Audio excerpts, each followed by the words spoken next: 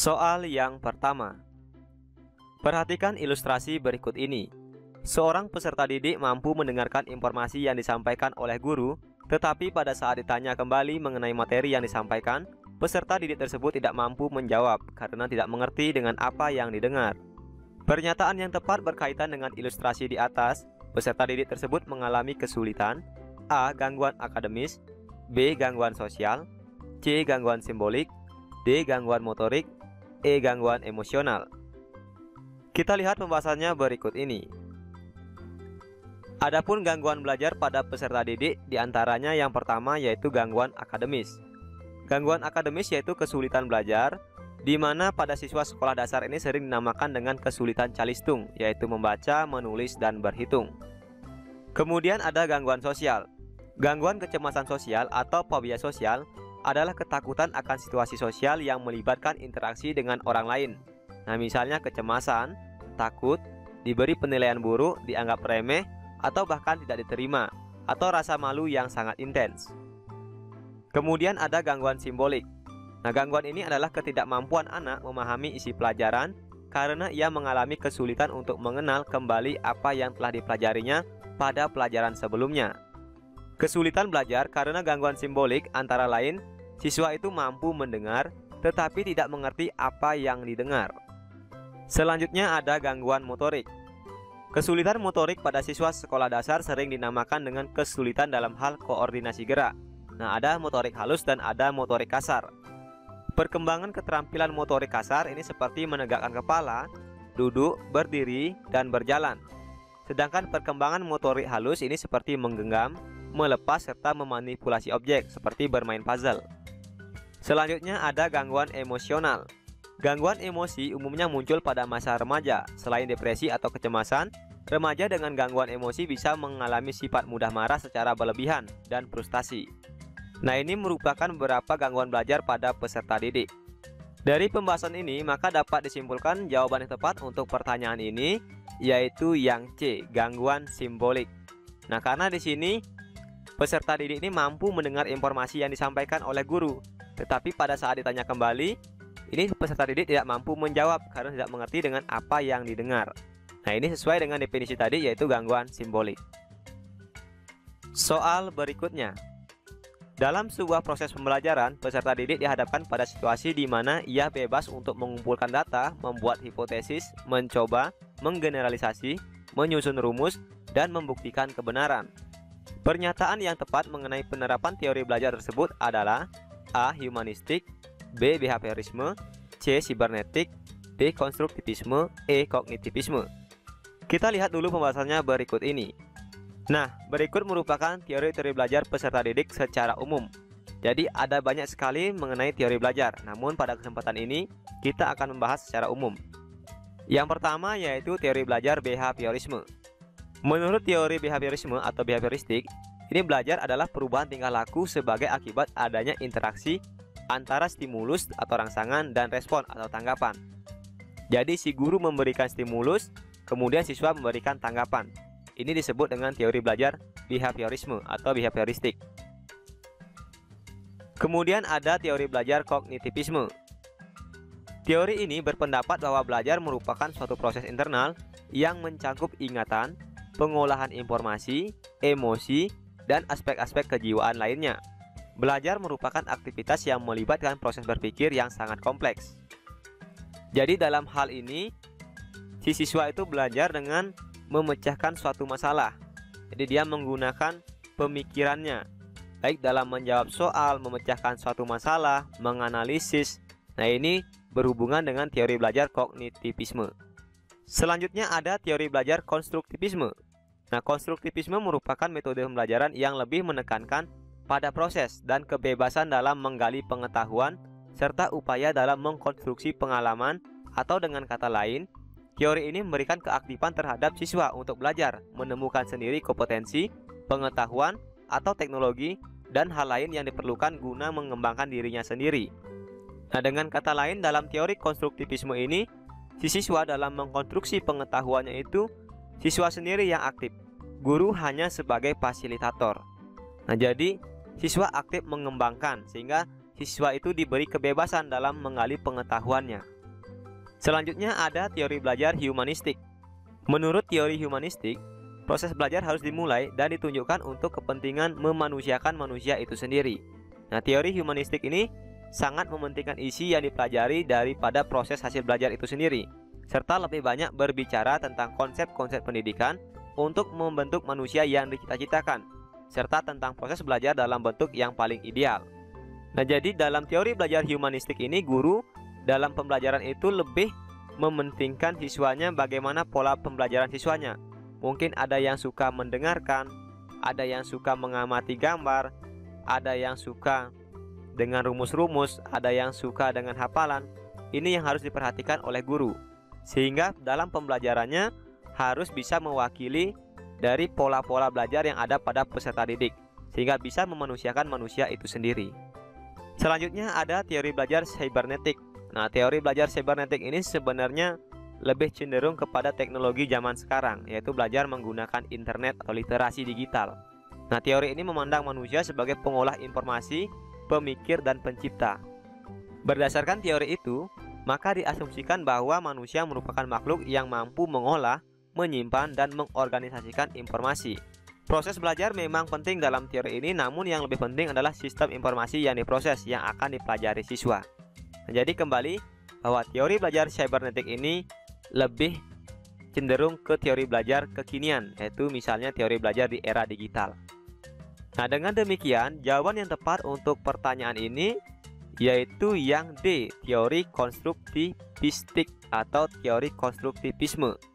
Karena pada teori konstruktivisme ini merupakan metode pembelajaran yang lebih menekankan pada proses dan kebebasan dalam menggali pengetahuan untuk peserta didik. Nah, ini sesuai dengan pernyataannya, di mana dalam proses pembelajaran peserta didik dihadapkan pada situasi di mana dia bebas untuk mengumpulkan data, membuat hipotesis, mencoba, menggeneralisasi, menyusun rumus, membuktikan. Nah, ini berarti hubungannya ya ke konstruktivisme. Bagaimana dia mengkonstruksikan pengetahuannya, yaitu dia mengumpulkan data dulu, membuat hipotesis, mencoba, menggeneralisasi, kemudian menyusun rumus dan membuktikan, serta diberikan kebebasan di dalam melakukan konstruksi pengetahuannya itu. Jadi jawabannya sudah tepat, yaitu konstruktivisme. Nah, di sini perlu digarisbawahi, di sini kan ada humanistik, behaviorisme, kemudian ada konstruktivisme, ada kognitivisme. Mungkin teman-teman juga pernah mendengar istilah kognitivistik. Konstruktivistik itu sama saja teman-teman. Jadi antara konstruktivistik dengan konstruktivisme itu sama. Soal berikutnya. Tujuan pembelajaran yang menggambarkan proses dan hasil belajar yang diharapkan dicapai oleh peserta didik sesuai dengan kompetensinya. Hal ini dimuat dalam perangkat pembelajaran: A. Silabus dan RPP, B. Silabus, C. SKL, D. RPP, E. Pemetaan KIKD. Nah, buat teman-teman yang sudah berkecimpung dalam dunia pendidikan, pasti sudah tidak asing lagi dengan istilah-istilah ini. Kita lihat dulu pembahasannya berikut ini. Nah, yang pertama kita melihat option A, silabus. Jadi silabus itu bagian-bagiannya ada identitas, kemudian kompetensi inti, kemudian ada sebuah tabel yang berisi mata pelajaran, kompetensi dasar, indikator, materi, kegiatan pembelajaran, penilaian, alokasi waktu, sumber belajar. Jadi tidak ada di sini menggambarkan proses dan hasil yang diharapkan. Tidak ada proses di sini.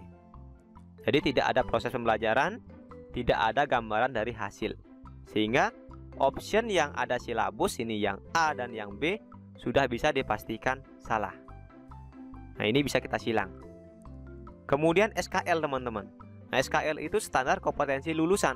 Ya, isinya ada latar belakang, ada pengertian, ada undang-undang. Tidak ada proses pembelajaran di dalamnya. Tidak tergambar hasil dari proses pembelajaran di dalamnya. Sehingga juga untuk SKL ini juga tidak tepat. Nah, kalau RPP kita lihat. Nah, RPP ini memiliki komponen-komponen, ada identitas, kemudian ada tujuan pembelajaran. Ini kita mengacu ke RPP 1 lembar, teman-teman. Jadi ada tujuan pembelajaran. Nah, di sini berisi kompetensi dasar dan tujuan pembelajarannya. Kemudian ada kegiatan pembelajaran. Ada pendahuluan, ada inti, ada penutup. Ini saya ambil sebagian saja, nanti di bawahnya kan masih ada bagian C, itu ada evaluasi pembelajaran, teknik penilaiannya untuk pedagogi. Itu ada kompetensi kognitif bagaimana penilaiannya, kemudian kompetensi keterampilan bagaimana teknik penilaiannya, itu kan di bawahnya masih ada.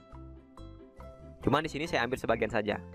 Nah, dalam RPP ini tergambar dia kan tujuan pembelajaran yang menggambarkan proses. Ada proses di sini, ada pendahuluan, ada inti, ada penutup. Dan ada hasil yang diharapkan. Nah, ini tujuannya. Hasilnya ini yang diharapkan. Sehingga jawabannya yang tepat yaitu yang D. Kalau yang E, pemetaan KIKD, ini sudah pasti salah teman-teman. Nah, ini pemetaan KIKD itu terdiri dari kompetensi inti dan kompetensi dasar, menjabarkan secara lebih luas. Dan di dalamnya tidak ada proses pembelajaran. Jadi yang E ini juga salah. Nah, sehingga jawaban yang tepat yaitu yang D, RPP. Karena dalam RPP tergambar proses pembelajaran dan hasil yang diharapkan sesuai dengan kompetensinya. Soal berikutnya. Perhatikan ilustrasi berikut ini. Komponen rancangan pelaksanaan pembelajaran yang tepat terdiri dari, nah ini dari A sampai E ini hampir-hampir sama. Semuanya ada, identitas ada, kompetensi ada, KD ada, tujuan ada, indikator pun ada, materi, metode, media, sumber, langkah-langkah pembelajaran, evaluasi pembelajaran, semuanya ada dari option A sampai E. Cuman letaknya saja, mana yang harus duluan, mana yang harus terakhir. Nah, urutannya yang seperti apa? Ini silahkan teman-teman nanti baca dulu option-optionnya. Silahkan di pause, silahkan dibaca. Nah, kita lihat pembahasannya dulu berikut ini teman-teman.